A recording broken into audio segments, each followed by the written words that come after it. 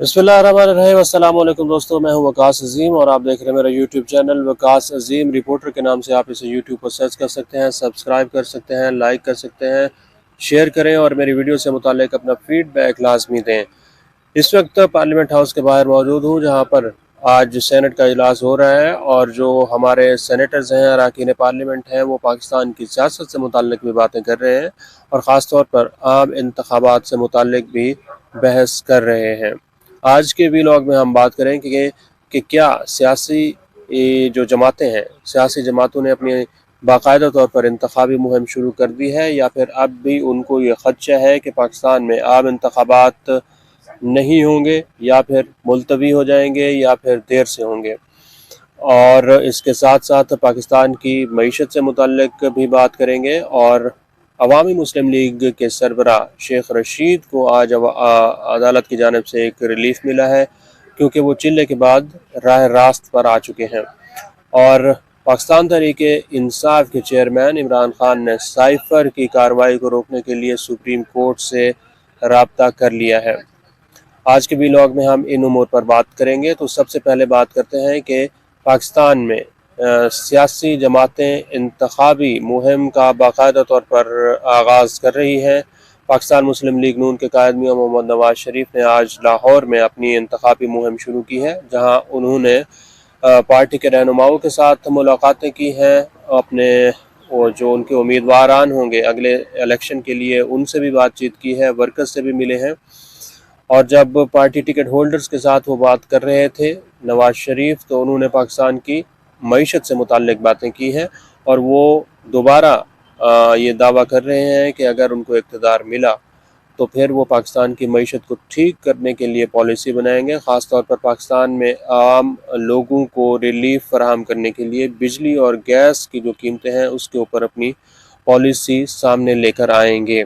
नवाज शरीफ ने आज की गुफ्तगू में थरकोल पावर प्रोजेक्ट से मुताल्लिक क्रेडिट लिया है और उनका ये कहना है कि उनके दौरे हुकूमत में ये मनसूबा शुरू हुआ था और आज थरकोल से सस्ती बिजली पैदा की जा रही है और जो दरामदी ईंधन है उसका इस्तेमाल कम किया जा रहा है।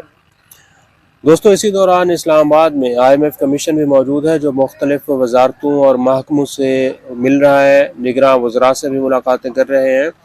और IMF को दोस्तों इस वक्त ये परेशानी है कि अगले एक साल के दौरान पाकिस्तान की मईशत का क्या हाल होगा, और ख़ास तौर पर वज़ारत ख़जाना से वो ये पूछ रहे हैं कि आप हमें प्लान पेश करेंगे कि अगले साल के दौरान पाकिस्तान को कितने अरब डॉलर्स की ज़रूरत होगी। ये अरब जो डॉलर्स हैं कहाँ से पाकिस्तान वसूल करेगा, कौन पाकिस्तान को पैसा देगा, कहाँ से ये पैसे आएंगे, क्योंकि FBR को भी टैक्स वसूलियों का हदफ बढ़ाने की कोशिश दी जा रही है और उनको ये कहा है कि अपनी टैक्स आमदन को बढ़ाएं और जो बिजली और गैस की कीमतों से मुताल्लिक जो नोटिफिकेशन है वो भी मांगे जा रहे हैं। जो सियासी हमारे रहनुमा हैं उनको तो ये खदशा है कि पाकिस्तान में इंतखाबात मुलतवी हो सकते हैं, लेकिन जो मुआशी माहिरीन हैं वो भी इस बात का इजहार कर रहे हैं कि अगर पाकिस्तान में इलेक्शन ना हुए तो फिर पाकिस्तान में सियासी अदम इस्तेकाम आएगा। यकीनी तौर पर अब जब सियासी अदम इस्तेकाम होता है तो फिर मुआशी अदम इस्तेकाम भी आता है। यही वजह है कि अब जो हमारे मुआशी माहिरीन हैं वो बार बार इस बात को दोहरा रहे हैं कि हर सूरत में इंतखाबात होने चाहिए, इंतखाबात का इनेकाद लाजमी बनाया जाए और निगरान हुकूमत अपनी मुद्दत पूरी करने के बाद ये जो हुकूमत है इक़्तिदार की मुंतकिली है इसको स्मूथली आसानी के साथ बग़ैर कोई तनाज़ा झगड़ा पैदा किए अपनी मुद्दत पूरी करे और फिर निगरान हुकूमत इक़्तिदार अगली हुकूमत के हवाले कर दे। क्योंकि अगर इलेक्शन मुलतवी हुए या फिर डिले हुए और ताख़ीर से हुए तो फिर पाकिस्तान की मईशत के लिए मुश्किलात बढ़ जाएंगी और जो आलमी इदारे हैं, बैनुल-अक़वामी इदारे हैं, वो पाकिस्तान का साथ नहीं देंगे और कई ममालिक जो हैं उनकी तरफ से भी पाकिस्तान के ऊपर दबाव है कि इंतखाबात को हर सूरत यकीनी बनाया जाए। क्योंकि अगर IMF को ये यकीन दहानी ना कराई गई होती कि पाकिस्तान में इंतखाबात बर वक्त होंगे तो ये मुमकिन है कि IMF फिर पाकिस्तान के साथ ये 3 अरब डॉलर्स का जो कर्ज प्रोग्राम किया गया है ये भी ना करता। इसीलिए IMF को ये यकीन दहानी करा दी गई है कि इंतखाबात 8 फरवरी को होंगे और 8 फरवरी चूँकि अभी दूर है کچھ لوگوں کو خدشہ ہے، لیکن چونکہ سپریم کورٹ آف پاکستان نے میڈیا کے اوپر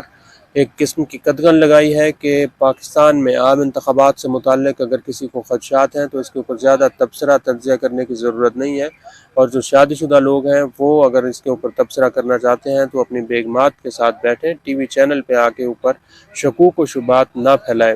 لیکن چونکہ دوستو خدشات برقرار ہیں، اور خدشہ اب جو بڑھتا جا رہا ہے وہ پاکستان میں ہونے والی جو دہشت گردی ہے اس سے متعلق ہے، کیونکہ پاکستان میں گزشتہ چند روز کے دوران بڑے بڑے دہشت گردی کے حملے ہوئے ہیں، اور جو سیاسی جماعتیں ہیں ان کو یہ خدشہ ہے کہ اگر دہشت گردی کے حملوں میں اضافہ ہوا تو ممکن ہے کہ امن و امان کی صورتحال کے پیش نظر پاکستان میں عام انتخابات کو تھوڑا سا آگے کر دیا جائے۔ لیکن چونکہ یہ جب بھی انتخابی عمل شروع ہوتا ہے، سیاسی جماعتیں جلسے جلوس کرتی ہیں تو پھر دہشت گردی کے حملوں میں اضافہ ہوتا ہے، یہ ماضی میں دیکھا جا چکا ہے۔ اسی لیے اس خدشے کو نظر انداز نہیں کیا جا سکتا۔ بہرحال آج پاکستان پیپلز پارٹی کے شریک چیئرمین نے بھی گرین سگنل دے دیا ہے۔ آصف علی زرداری نے اپنے پارٹی ٹکٹ ہولڈرز کو انتخابی مہم شروع کرنے کی ہدایات جاری کی ہیں، اور یہاں تک بھی دعویٰ کیا ہے کہ 8 فروری کا جو سورج ہوگا وہ بلاول بھٹو زرداری کی کامیابی کا سورج ہوگا، کیونکہ بلاول بھٹو زرداری اگلے وزیر اعظم کے امیدوار ہوں گے پاکستان پیپلز پارٹی کے۔ لیکن نواز شریف بھی یہ دعویٰ کر رہے ہیں کہ اگر نون لیگ جیتی تو پھر نواز شریف چوتھی بار وزیر اعظم پاکستان کے بنیں گے، اور آج خواجہ سعد رفیق نے بھی اس تاثر کو ظاہر کرنے کی کوشش کی ہے کہ نواز شریف کسی ڈیل کے تحت آئے ہیں، بلکہ خواجہ سعد رفیق نے یہ سوالات بھی کیے ہیں کہ کیا نواز شریف کو ہمیشہ جلاوطنی کا سامنا کرنا پڑے گا اور ان کے اوپر ہی جھوٹے مقدمات بنے جائیں گے، یا پھر اس کا سلسلہ بند ہوگا یا پھر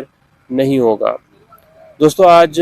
عوامی مسلم لیگ کے سربراہ شیخ رشید کو عدالت کی جانب سے ایک ریلیف ملا ہے، اور ان کی عبوری ضمانت منظور کر لی گئی ہے،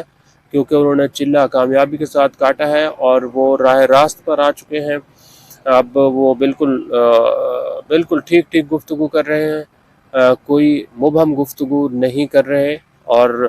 پاکستان تحریک انصاف کے جو 9 مئی کا پروگرام تھا اس کے اوپر تو وہ لعنت بھی بھیج چکے ہیں، اس لیے اب ان کی جو عبوری ضمانت ہے وہ منظور ہو رہی ہے۔ لیکن تحریک انصاف کے چیئرمین عمران خان نے آج سپریم کورٹ آف پاکستان میں ایک درخواست دائر کی ہے، اور یہ کہا ہے کہ سائفر کی کارروائی کو روکا جائے، سائفر کی تحقیقات کو آگے نہ بڑھایا جائے، بلکہ اس کو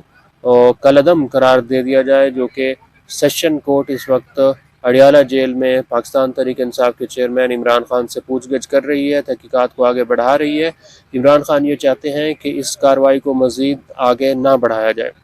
آج کے لیے اتنا ہی۔ اس ویڈیو کو آپ کمنٹ سیکشن میں جا کر لائک کر سکتے ہیں اور اپنی رائے کا بھی اظہار کر سکتے ہیں۔ بہت بہت شکریہ۔